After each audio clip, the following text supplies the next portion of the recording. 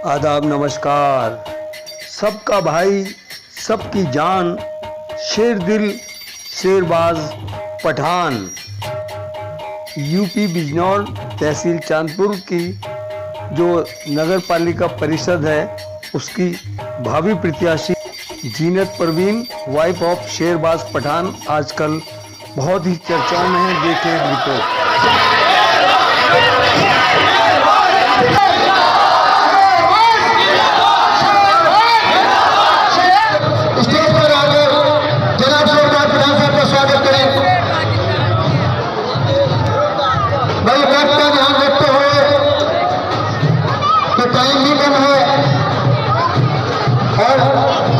जल्द से जल्द स्वागत करें। शेर अली साहब स्टेज पर आ जाए।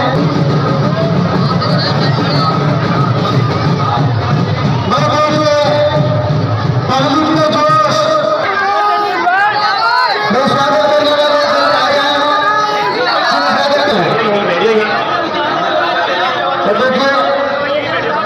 जो बच्चे स्टेज पर हैं वो नीचे आकर जाए, गौर से बात सुने और उस पर सोचे, विचार करें।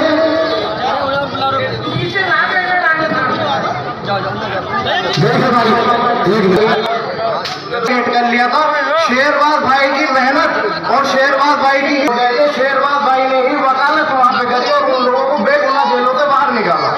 इसके अलावा जिले के जितने भी लीडर थे तैयार नहीं था।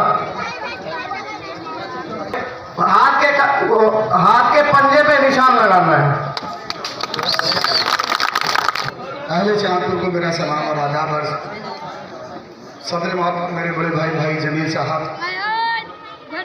यहाँ पर स्टेज पे बैठे मेरे सेवा दल के और जिले के महासचिव, मेरे दोस्तों, बुजुर्ग, नौजवान साथियों, मैं समझ सकता हूँ आपका दर्द, क्योंकि मेरा और आपका रिश्ता जो है वो एक नेता वाला नहीं रहा।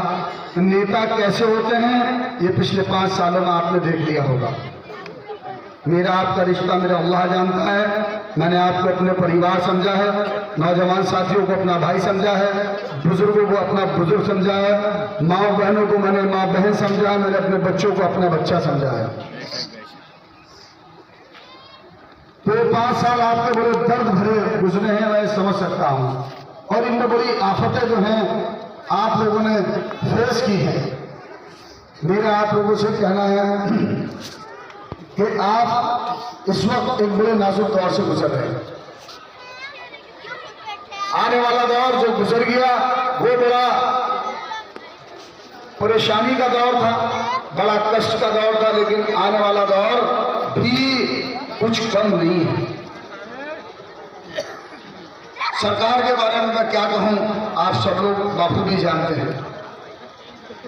मेरा आप लोगों से कहना यह है कि देखिए, लोकतंत्र का जो त्यौहार है, डेमोक्रेसी का जो त्यौहार है, 4 तारीख में आप लोगों को वोट डालना है और आप अपने वोट का सही इस्तेमाल करें।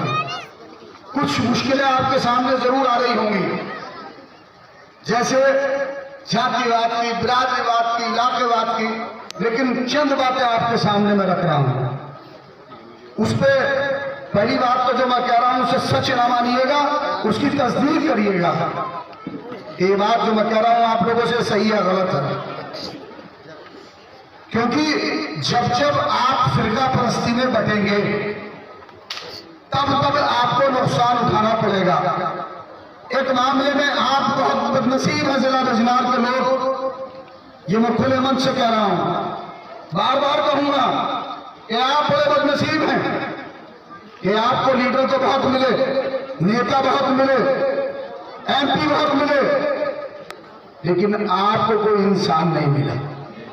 इस जिला बिजनौर के अंदर नेताओं की कमी नहीं है, जातिवाद की कमी नहीं है, बिरादरीवाद की कमी नहीं है, लेकिन इंसानियत की कमी है। तो उसकी मिसाल में देता हूं तो सुन के लीजिएगा। अब से 1.5 साल पहले, पुरानी मिसालें बहुत है, मैं नहीं बता रहा हूं, क्योंकि मैंने हमेशा इंसानियत का दामन थाम के चला हूं और मुजर मिल के अंदर एक हमारे बड़े भाई थे रईस अंसारी साहब, एक पिलर उनके ऊपर गिरा, उनकी मौके पे मौत हो गई। उसने ये कहा कि भाई ये तो फैक्ट्री का मामला है, मैं क्या करूंगा। वो नहीं गए। हमारे जामा मस्जिद पे एक हमारे बुजुर्ग हुआ करते थे बाबू लतीफ कुरैशी साहब, उनके पोते हैं परवेज कुरैशी साहब, शायद हो सकता है यहाँ कहीं गिरदो नवा हूं मेरे। उनका फोन आया, वो खड़े हैं वहां पर पीछे।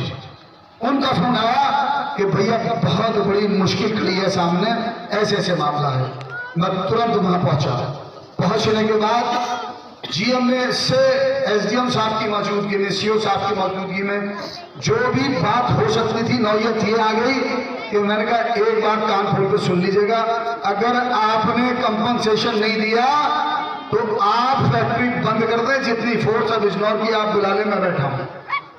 और वहां बिल्कुल तनातनी हो गई, वो तनातनी हो गई कि जो लोग देख करके कह रहे थे कि आज शुगर फैक्ट्री में होगा क्या, उसका रिजल्ट ये निकला कि 7 लाख रुपए उस परिवार को दिलवाए। 7 लाख रुपए उस परिवार को दिलवाया। जो मेरे बड़े भाई शरीर जख्मी थे उनका इलाज फ्री कराया। एक बच्चे की नौकरी की जो है वादा जी ने कराया। नेटवर्क का मामला ऐसे ही था, इंसानियत को तार तार कर देने वाला मामला था। जिस तरह से किसानों पे जब किसान बिल पास हुआ तो किसानों ने विरोध किया। जब व्यापारियों के खिलाफ गब्बर सिंह टैक्स लगाया गया तो किसानों ने उसका विरोध किया।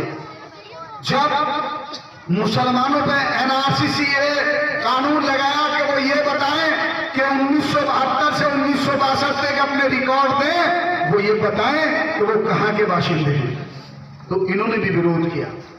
और विरोध सिर पे टोपी लगा के किया। ना कोई हाथ में हथियार था।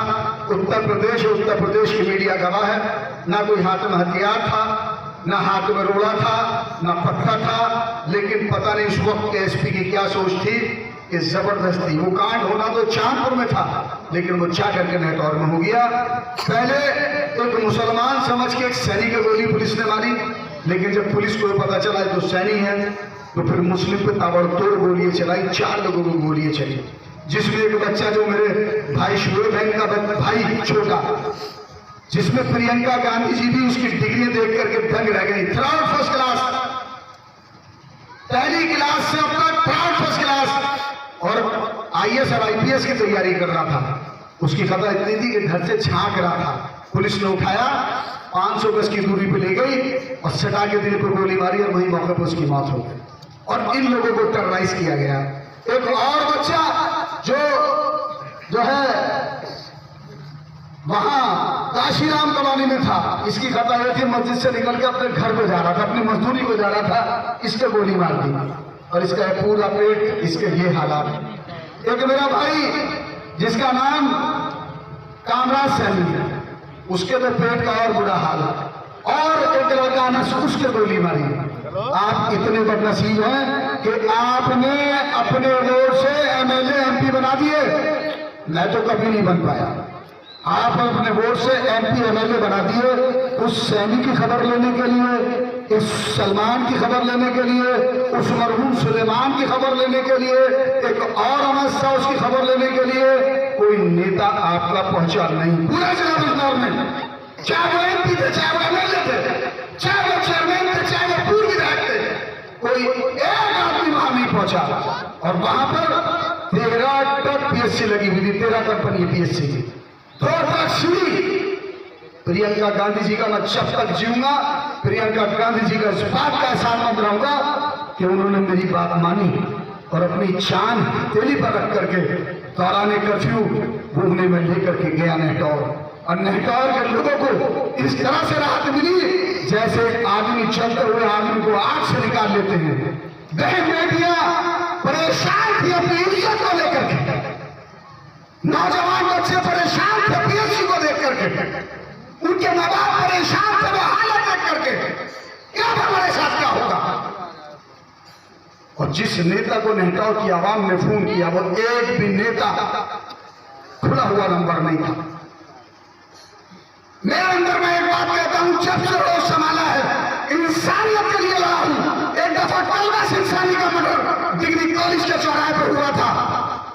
मैं उसके लिए भी लड़ा था, उन जालिमों से भी मैं लड़ा था। एक दफा डॉक्टर इस्लाम का मर्डर हुआ था, मैं उसके लिए भी लड़ा था। कसार बिरादरी में 3 लोग बेघरी के मार दिए गए, मैं उनके लिए भी लड़ा था। मैं पूछना चाहता हूं आप लोगों से कि जब बुरा वक्त इस आवाम पे पड़ता है, इस गरीब लोगों पे पड़ता है, तो ये नेता कहां जाते हैं कि जो आपको दिखाई नहीं देते, उनके मोबाइल नहीं लगते, कहां गायब हो जाते हैं। मैंने कभी सियासत में, इसीलिए मैंने आपसे कह रहा हूं कि मेरा आपका रिश्ता चेयरमैन और आवाम का नहीं है। मैंने अपनी जिंदगी में कभी भी शहर की आवाम को आवाम में नहीं समझा। इस बस्ती के लोग गवाह हैं मेरी आवाम में कि अगर वो नगर पालिका में किसी काम से अगर पहुंच गई तो मैं काम उड़ जाता था और कहता था कि मां बता क्यों आई है, उसकी बात सुनता था, उसे अपना नंबर देता था, उसे रक्षा बुलवाता था, उसके लिए उसको पानी पिलवा करके सारी बात करके उसको रक्षा बुलवाता था। क्या देता था कि जब तक तेरा बेटा यहां बैठा है तुझे नगर पालिका मारने की जरूरत नहीं। और कहता से कहता था कि जब तक तेरा भाई यहां बैठा है तुम्हें यहां आने की जरूरत नहीं है। जो काम आप लोगों ने मुझे बताया है वो काम हो जाएगा। जितने दिन में काम ना हो तो फिर मुझे फोन करके बताना। गवाह मेरी बाबा ने इस एरिया की और इस एरिया के पूरे शहर की आउटर की तो कोई बात अगर मेरे पास आई है तो मैं 2 पैरों पे खड़ा हो जाता था। भाई आपका दोस्त है, कोई दूसरा आपको नहीं मिलेगा। मैंने आपसे पहले भी कहा था कि आप बहुत बुरे वक्त से 2-4 होने के लिए जा रहे हैं। कुछ बहनों ने मेरी बात नहीं मानी, कुछ मेरे बुजुर्गों ने मेरी बात नहीं मानी, और वो गलती 5 साल आपने महसूस की। आज चुनाव है तो नई चीजें बांटने का दौर चल पड़ा, आपका जमीन खरीदने का काम चल पड़ा, आपका ईमान खरीदने का काम चल पड़ा। मैं पूछना चाहता हूं आप लोगों से कि कोरोना काल था तब वो लोग कहां थे? उस वक्त ये एरिया जो है मजदूरों का एरिया है, ये एरिया दिहाड़ी मजदूरों का है। सुबह से शाम तक गाड़ी कमाई करेंगे तब चूल्हा चलेगा, तब बच्चों को खाना मिलेगा, तब माँ बाप को खाना मिलेगा। उस वक्त कहां थे जब कोरोना का टाइम था? कोई आपके पास नहीं आया होगा, क्योंकि मौत को सबसे डर लगता है, सबको डर लगता है। लेकिन उस हालात में भी अगर आपके बीच में कोई खड़ा था अपनी हैसियत के हिसाब से तो वो भी आपका भाई, आपका बेटा, आपका दोस्त था। छोटा सामग्री आपके लोगों पे पहले 36, 50, 85, 200, 250 रुपए टैक्स लगता था। अब फीटों के हिसाब से टैक्स लगने का पूरा मसौदा तैयार होगा, नगर पालिका में रखा है, तस्दीक कर ले। अपने आप को किराएदार महसूस करें। क्या महसूस करेंगे? किराएदार। 10 रुपए फीट, 15 रुपए फीट, 30 रुपए फीट का टैक्स लगेगा।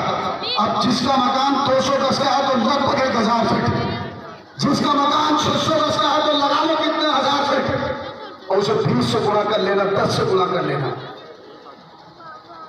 यहां जितने भी लोग आएंगे, 10 साल मैंने जो है आप लोगों की खिदमत की है, एक टाइम पे खड़े होकर की है, तो आप लोगों के लिए आया हूं।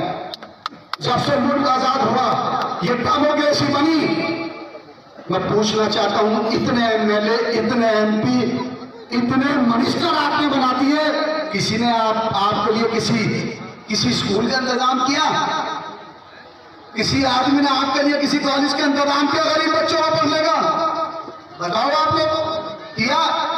आप ही के रोड पे Chandpur degree college, Chandpur law college, Chandpur pharmacy college, और जिले में सबसे कम फीस। और आज जो बीजेपी का उम्मीदवार है उसका ये कहना सही है किसी हद तक कि कॉलेज जो है पुताई भी नहीं हो पा रही। उसकी वजह 15 से 30% बच्चे उस कॉलेज में फ्री पढ़ते हैं, इसलिए उस पर पुताई नहीं हो रही। लाया है एक इंस्टीट्यूशन खड़ा करके 15% बच्चे फ्री पढ़ा करके दिखा दे तो मान जाऊंगा, उसकी पूरी जिंदगी के लिए। मैंने किया है आप लोगों के लिए, मैंने किया है अपनी आने वाली नस्लों के लिए, मैंने किया है इस शहर के आम और खास के लिए कि जिस माँ के पास पैसे नहीं है उसे भी पढ़ाऊंगा, जिसके पास पैसे हैं उसे भी पढ़ाऊंगा। लोगों से मेरी गुजारिश है कि अगर अपने भाई मानते हैं, अपना बेटा मानते हैं, अपना दोस्त मानते हैं, अपना हरदर्द मानते हैं, तो बस 2 तारीख तक आप मुझे टाइम दीजिएगा, 2 तारीख तक आप मुझे टाइम दीजिएगा। ये जिंदगी आपके नाम है, आपके नाम कुर्बान है, हर जगह हर अच्छे और बुरे वक्त में आपके साथ खड़ा रहूंगा। इजाजत चाहूंगा, दोबारा आप लोगों से मुआज़बाना गुजारिश करूंगा कि एक अफराद अगर जो चेयरमैन देखना चाहता है जीनत परवीन को, जिसका चुनाव निशान हाथ का 15 है, अगर देखना चाहता है तो आपको 4 तारीख तक मेरा साथ देना है। ये जो आवाम है, ये जो हजूम है, ये दिन ब दिन बढ़ेगा तो आप जीतेंगे, और ये घटेगा तो आपका जीतना मुहाल हो जाएगा। आपसे इजाजत चाहूंगा, बहुत सारी बात करनी थी, नहीं कर पा रहा, टाइम पूरा हो चुका है। आपसे इजाजत चाहूंगा। जे के साथ भी कुछ सवाल डालने के लिए खड़े हैं, इनके सवाल भी मैं सुन लूं। आपसे एक मेरी मुआज़बाना गुजारिश और है, खासतौर से बच्चों से भी और सबसे, भाई साहब जुलूस में चाह करें, किसी का शटर ना पीटा करें, किसी की गाड़ी को देख करके नारा ना लगाया करें, किसी को धक्का मुक्का ना दिया करें, किसी से चिड़ंदी बात ना किया करें। ये मेरी आपसे मुआज़बाना गुजारिश है। अगर अपने भाई को भाई समझते हो, दोस्त को दोस्त समझते हो, तो इस चीज़ का जो है उस पर अमल करना।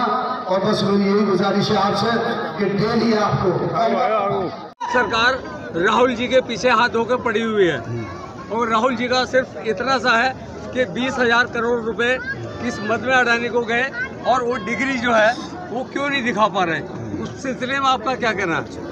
देखिए, आप मान्यवर 2 चीज़ों के लिए कह रहे हैं, 2,000 करोड़ रुपए की बात और 20,000 करोड़ की बात और डिग्री की बात। उन्होंने तो पूरे हिंदुस्तान को खोखला कर दिया। मेरे बुज़ुर्गों ने कभी नहीं सोचा था कि रेलवे बिकेगी, उन्होंने रेलवे बेच दिया। मेरे बुज़ुर्गों ने कभी नहीं सोचा था कि एयर इंडिया बिक जाएगी, एयर इंडिया बिक गया। मेरे बुज़ुर्गों ने कभी नहीं सोचा था कि इंडियन ऑयल बिकेगा, इंडियन ऑयल बिक गया। मेरे बुज़ुर्गों ने कभी नहीं सोचा था कि LIC बिकेगी, LIC बिक गया। मेरे बुज़ुर्गों ने कभी ये नहीं सोचा था कि बंदरगाह बिकेगी, बंदरगाह बिक गई। मेरे बुज़ुर्गों ने कभी ये नहीं सोचा था, मेरे पूर्वजों ने, कांग्रेसियों ने कभी ये नहीं सोचा था कि ऑर्डिनेंस फैक्ट्री, जिससे हमारी देश की सुरक्षा का सबसे बड़ा अहम एक सवाल जुड़ा हुआ है, उसका कभी जो है वो कभी जो है उसका प्राइवेट, उसको जो है अडानी और अंबानी ग्रुप को दिया जाएगा, वो भी दे दी गई। एक तो लगा था उनके ऊपर जी, उसकी जमानत हो गई है जी, वो भी एक झूठा मुकदमा था, बिल्कुल झूठा था जी। उसके बारे में आप क्या कहेंगे, क्यों लगाया? देखिए, आखिर क्यों पीछे पड़ी हुई है? देखिए, कहीं ना कहीं हिंदुस्तान बदलाव की तरफ चल पड़ा है, हिंदुस्तान बदलाव की तरफ चल पड़ा है। इसलिए पूरी बीजेपी को, पूरे आरएसएस को और इनके जो बाहर के इनके साथी हैं, चाहे वो मोसाद हो, चाहे वो इजराइल के लोग हों, उन्हें पूरा पता चल चुका है कि देश बदलाव की तरफ चल पड़ा है। आज हिंदू भी, आज मुसलमान भी परेशान हैं। इसलिए वो परेशान है कि उनकी सत्ता ना चली जाए। सत्ता जाएगी तो कहीं ना कहीं बहुत बड़ा फिर इस देश में होगा।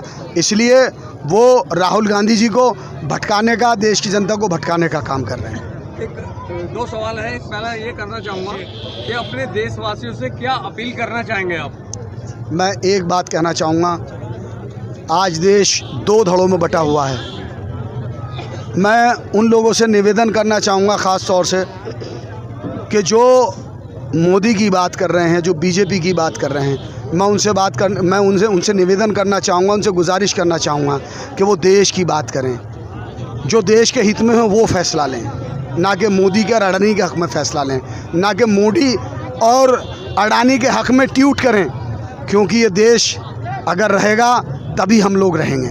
तो मेरा उनसे निवेदन है कि देश हित में सोचें, देश के बारे में बात करें। और आखिरी सवाल, क्या 2024 का चुनाव लास्ट चुनाव होगा? क्योंकि सारी पार्टियों को ये ईडी और CID की धौंस दे रहे हैं। देखिए, मैंने जहाँ तक देखा है, RSS का जो हेड ऑफिस है नागपुर में है।